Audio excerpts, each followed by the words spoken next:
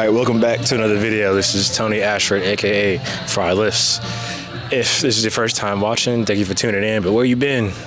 We did a whole journey to AO2 and competed at AO2. So you gotta go back and watch that. If you're a returning viewer, thank you. Hopefully you're subscribed. And hopefully you've liked and commented on these videos before. If not, gotta run it up, help me out. But you know that I'm now about 2 weeks past AO2, so it happened. I competed on September 16th, and I went 98 in the snatch and 131 in the clean and jerk. Made one out of three of the snatches, and 3 of 3 for clean and jerk. So I kind of got my stuff together there. In this video, I'm gonna do the debrief from AO2. So I'll kind of cover the build up to it, and then the competition day. It's kind of like give you like a feel for like overall how I felt about it, what happened, what went good, what went bad. Then I'll kind of key you in on some lifestyle change I'm gonna make in the future, inside and outside of the gym. So stay tuned for another video. Hope you enjoy. Why they just hit that note like that?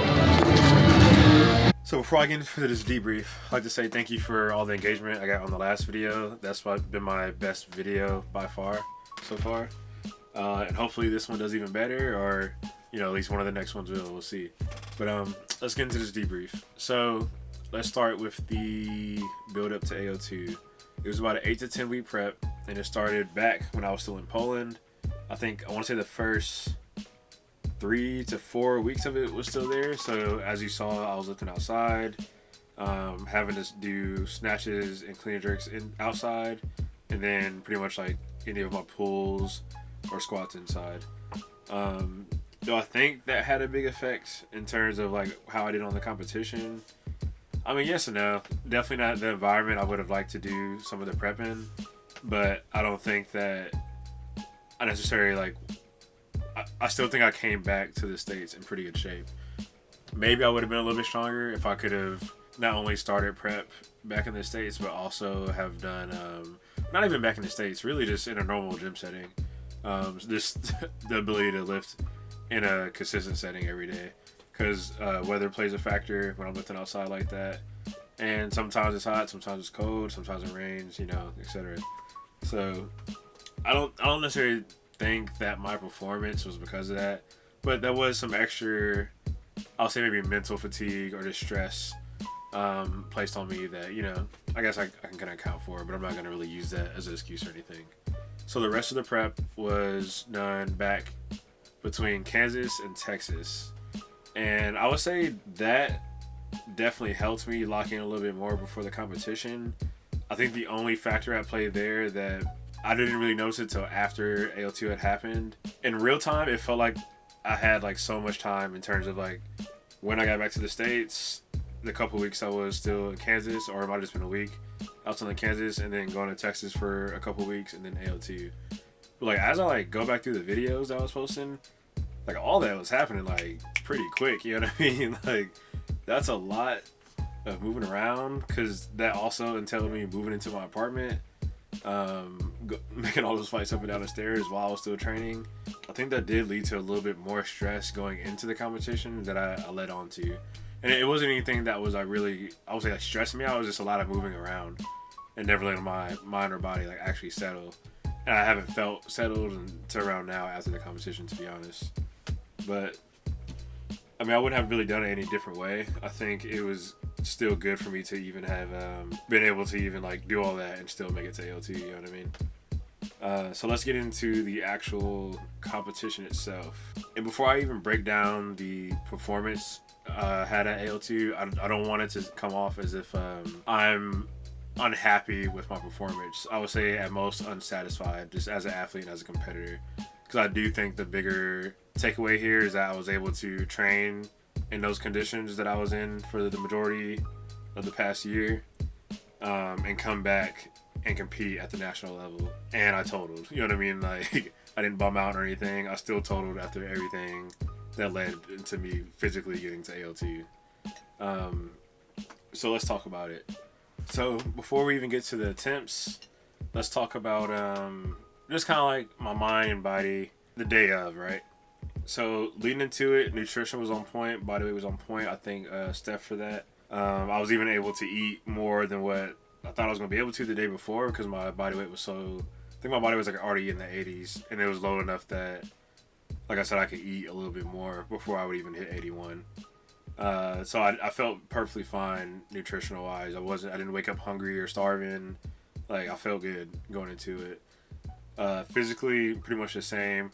Felt a little slow throughout the week, just lifting lighter, but like day of felt pretty good. Felt ready to compete. I think the mental was where I don't want to say I was lacking, but that's where I was the most thrown off. And the thing that I would contribute it to was having not competed in so long. I mean, I did that local meet in Austin, Texas the week before, but that wasn't quite enough, I think, to mentally prepare me for AO2. The last time I competed on this stage was back in 2021 in Albuquerque.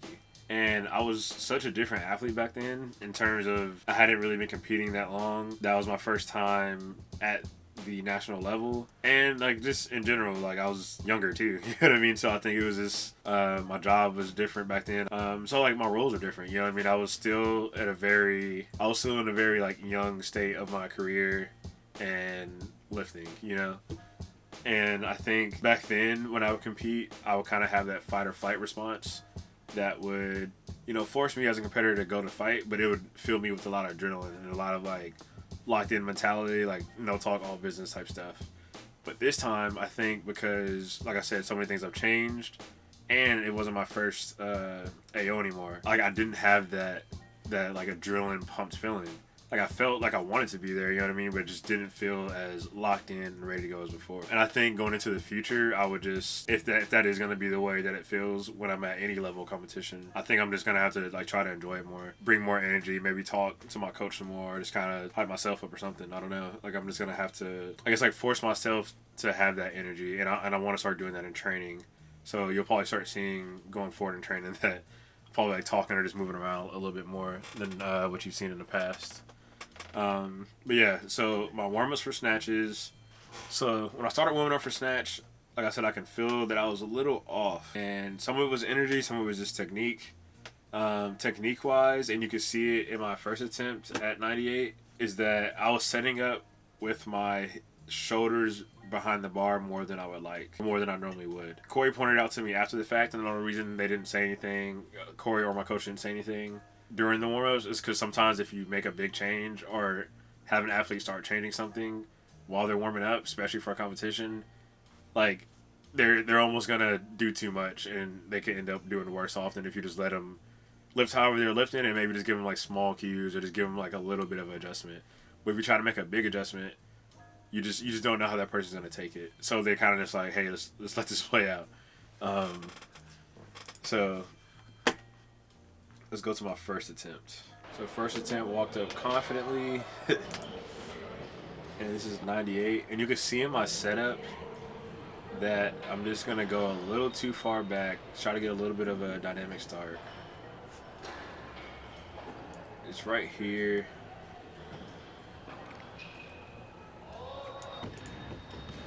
The shoulder just a little too far back. And I kind of just pulled it like a little slow. Yeah, just kind of couldn't get it done. Put it a little slow, a little unstable. It's a miss. You can see on my face that you can see on my face I wasn't really feeling that. Obviously, like anybody. Second attempt is the one that I make. Did a better job about setting up a little bit over, but still, right when I kind of push my hips back, I'm a little too far back still. I think the only difference here is when I start pulling, I kind of readjusted with getting my shoulders a little bit back over. That was a pretty smooth one, but yeah, that one was a pretty smooth one. Felt good. But even after this make, I really didn't know what to do. Like I didn't know, I was like, do I just do that again? Was there something I could have done better? Like I kind of just felt like off because the first one felt so off.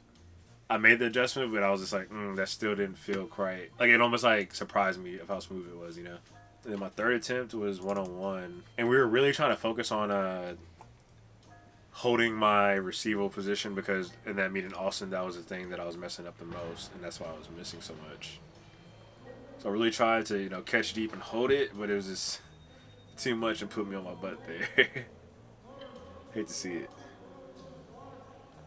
But the number one thing that I took away for the snatch was my receival position, especially focusing on my lower body. The one thing I like about going to national competitions is that you get to see a large range of athletes across body types and weight classes get the job done, right?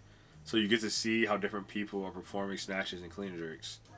And one thing that I saw that was pretty uniform across the board, no matter how tall, short, long limb, weight class, whatever the athlete was, if they had a good snatch, it's most likely because their receival position was very authoritative and stable. Is how I explained it. I saw it even lifting with my teammates Corey and Justin, where not only do like their feet make noise, there's different viewpoints on if your feet should leave the ground or just slide out. Not gonna get into that right now, but it's just the fact that when they hit that bottom position, it's boom, they're there and not moving. You know what I mean? They can stay there for however long they need before they want to stand up.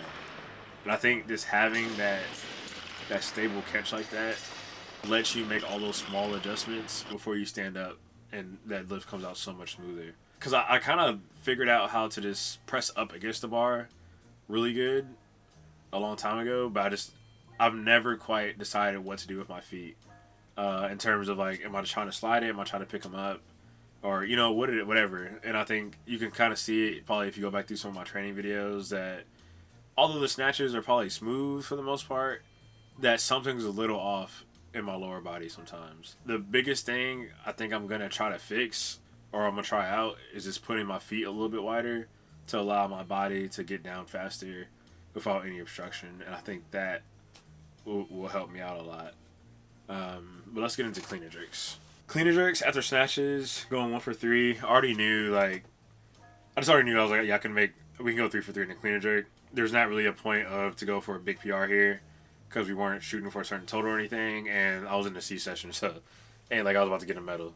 So it was kind of, once it came to clean and jerks, it was kind of just let's have a good day, So we opened at, I want to say 125. Pretty routine weight for me. Got 2 whites, 1 red. And I kind of knew that my elbows were a little, just on my lockout, it was kind of like a little bob, a little bit. Like as I was walking away, I was telling B, I was like, yeah, my elbows. And she kept kind of telling me I need to be a little bit more authoritative in my lockout. Second attempt was 128. And pretty much the same thing here.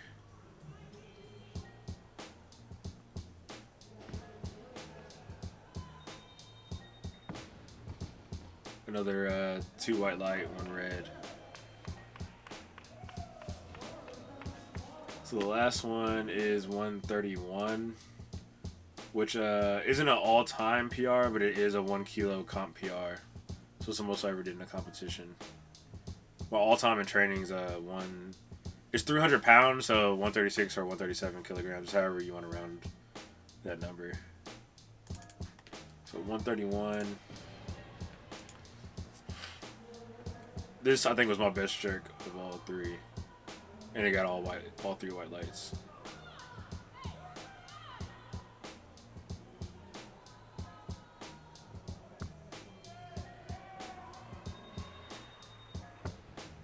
Pretty good lift there. And this brings me, watching this jerk in this one, if you watch my heels, this brings me to my first change. And I've talked about this before, I think when I did the gym bag video. So, you see in the video, I'm lifting in the tiers, right? But I said this even back in the gym bag video. I do not like the heels on the tiers. It's not, like, I don't know how to explain it. A lot of people say the same thing as I felt. Is that they're a little soft. And I don't know if it's also just the angle that your foot is in. Because I know, compared to other shoes, the angle of the tiers is not as steep. So it's a little bit of a flatter angle instead of being more like this in your heels. They're a solid shoe. Like, they feel good. I just don't, like I said, I just don't like the heels. A lot of times I can't feel when I am on my heels or when I'm off my heels. Whether that is in the pool, in my catch, and my jerk dip, like whatever, I cannot feel if my heel's actually on the ground. I even think that might have been why in my snatches I all of a sudden started setting up so far behind the bar, because knowing in the past how much I was missing forward or just on my heels too much in the snatch, I was trying to get that feeling of my heels being on the ground. So if you've seen my videos on Instagram already, then you know I went with the classic, the crowd favorite ROM 2s. I actually do like this shoe a lot. I like the angles it puts my body in all lifts. However, the pair I ordered, the grip feels fine, but when I start lifting, like my feet are sliding, especially in my jerk, so it's not gonna work. I got some spray that gives it some traction, but I figured that's not gonna work in terms of doing AOs or something bigger, because I'm not gonna be able to bring that spray on the plane because it's an aerosol, and I'm not gonna want to have to try to find the spray once I land, and I just don't want to have to worry about like the grip all of a sudden running out or something. So I feel like Thanos when he's like all that and just to bring you back to me or whatever he said. So I'm all the way back to the shoe that I was originally lifting in before the tears, the ROM 4s. But what I did was I cut the toe strap off, and I probably could have just loosened the toe strap, but I don't know. I just, since I wasn't gonna use it anymore, I just cut it off. And what that did for me is it gives me not quite as much toe space in the tiers that I did like, but it does give me more toe space in the ROM 4s. Because this is a pretty narrow shoe, depending on how wide your feet are, but without that toe strap, a lot wider. So I went back to those. Well, overall in my snatch, I think I want to focus on pretty much just setting the standard of how I snatch. So every snatch I want to be, no matter the day, no matter what I feel like, no matter what weight is on the bar, I want it to look the same and feel the same. So I want it to be an authoritative receivable position. I want to be able to pause there however long, even if the program doesn't say to pause, I want to be able to pause there and then come back up. Feel good. Maybe a little jump back, because a little jump back sometimes is fine, but you know, I want it to be straight up and down, authoritative catch, come back up. Cleaner jerks, honestly, I feel pretty good. I just need to make sure I make that lockout a little bit more authoritative, and I think again there, I'm going to start pausing in the catch. And then another change I'm going to make is in my squats and my presses is I'm now going to not try to go as heavy if I feel like the bar is starting to slow down. I'm not going to go as far as like getting into velocity training in terms of like tracking it, but I want to at least get that feeling that all my presses and all my squats are moving fast. So I don't know how long it's going to take to where I can start pushing the weight again on those, but right now I'm going to hold the weight back a little bit and just move fast, move good. And I want to focus on a vertical torso on my squats. So to shed some light on what's coming up in the near future, my teammate Daniel West has a gym down in Oklahoma that he's running a local competition in, I think in November 4th. So I'm already signed up for that. In that comp, I'm probably not going to try to go for anything big. I kind of just want to go for the 6x6, just to give me some more reps on the platform, to kind of get a little bit of redemption from AO2. And as we start building, I'll probably do another one maybe late December. If I don't, and then I might do another one like early December, same thing, just a 6x6 performance, nothing too crazy. But the bigger thing that I'm trying to get ready for is Texas State Champs in January. Normally it's over Martin Luther King weekend. I think it's the same here, this year or next year. And it's going to be in San Antonio, Texas this time. So I'll be going back home for a couple days again. The good thing about this one, and this is why like it's really time to press to put the foot on the gas, is because compared to last year's top 3 totals in the 81s, I think me and my coach think we have a good shot at getting a medal. It's going to take some PRs to get it, but I'm definitely capable of hitting those numbers. So what I would need is around like a 240 total. So that would be about, you know, a 105 snatch and a 135 clean and jerk. Clean and jerk I already know I have. I could probably, in the best world, I think if we really push, we can go for 140. Snatch, I know I can get my best is 104, so I can probably hit 105 now. But the thing it's going to come down to is hitting on a stage, and that's why I wanted to do those local competitions. But I think it's all doable. It's just I have to start focusing now on setting the standard to my snatch and getting it right. For lifestyle changes coming up, since I'm not on prep right now, I want to take advantage of this extra time and energy I'm going to have and do a little bit more traveling. So on some of the weekends I have, some of the 4 days that are coming up, I want to take a little short trips down to Oklahoma, maybe Nebraska, whatever. This is not to do anything crazy. Like, I'll probably do the same thing I do now, hit a gym, take Patch out with me somewhere, maybe see some nature, but get some of that for content just so y'all can come along with me. And since we're not on prep, I'm still going to show you some lift in every video, obviously, but I think I'm going to try to mix in a lot more lifestyle for you guys. So I'm going to probably be walking you through some of my Sunday meal preps for the week, just some of the other little stuff I get into, a couple day in lives. And I kind of want to, I don't know how much I can show you of like Army stuff. I got to look up to see other YouTube videos of how much people show. But maybe I'll show you, a day in life of an officer or something like that. Nothing I do is really too like secretive or anything like that. But, if y'all have any questions on being an officer, definitely put it in the comments and I'll answer them. Whether that's in a video or just within the comments. But I do kind of like keeping being an officer and then being, I guess, like a YouTuber separate a little bit, just for the sake of my views not representing the Army or people associating things I do with being an officer too much. But yeah, that kind of wraps up the recap and everything the way forward. So I'm gonna go ahead and wrap this one up here. Thanks for watching. Like, comment, subscribe like always. But before I go, I want to shout out my boy Eli. So all the clips you saw, that highlight reel, plus all the reps or all my attempts on stage were shot by him under the brand name of Cr.ea.te. He's killing the game right now, man. He offers content creation, editing, just pretty much anything you need content-wise. Especially if you're in that San Antonio area, he can get it on the spot for you. And even if you're not, you can send him your stuff and he'll edit it out for you. So definitely hit him up. I'll put his @ name here and his link in the description. And then my buddy Corey, as you already know, I've been on one of his podcast episodes before, and I was just recently on one with just me and him, and then now he's dropping one with me and all my other teammates that compete at AO2, and it's kind of our reflections on it. So you can hear a little bit more details that I might not have said in this video.